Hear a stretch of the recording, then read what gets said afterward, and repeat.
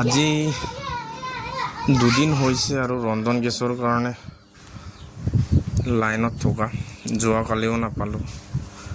আজি যি হ'লেও লৈ যাওঁ বুলি পুৰা দীঘল লাইন। যোৱাকালিটোতো ইমানেই ৰ'দ আছিলে লাইনত থাকিবই নোৱাৰে।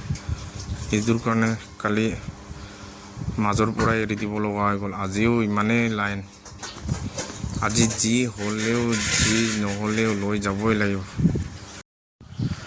যোৱাকালিতো মানুহে ইমান টেনশ্যনত পগলা হৈ যোৱাৰ নিচিনা হৈ গৈছে। গোটেই দিনটো থিয় হৈ ৰ'দত থকাৰ পিছত একদম পাওঁ আৰু একদম শেষলৈকে এজন দুজন এনেকৈ থকালৈকে গেছ ষ্টক খতম হৈ গ'ল। পুৰা মানুহকেইটা একদম বেচেৰা টেনশ্যনত পগলা হৈ গৈছে। ইমান ৰ'দত থিয় হৈ মেলি নোপোৱাটো কিমান দুখৰ কথা। আজি অলপ বতৰটো ভাল হৈছে বাৰু, বৰষুণ চিপচিপকৈ দি আছে। এতিয়া আমিও অকণমান দোকানৰ এইফালে বাৰাণ্ডাত সোমাই আহিছোঁ। কিছুমানে বাৰু তিতি গৈছে।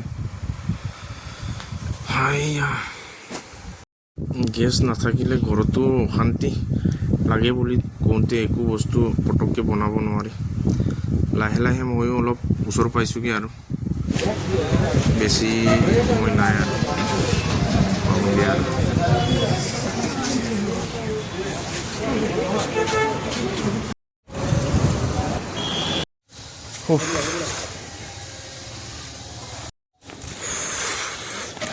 গৰমো গৰম গৰম। এই বাপৰে বাপ।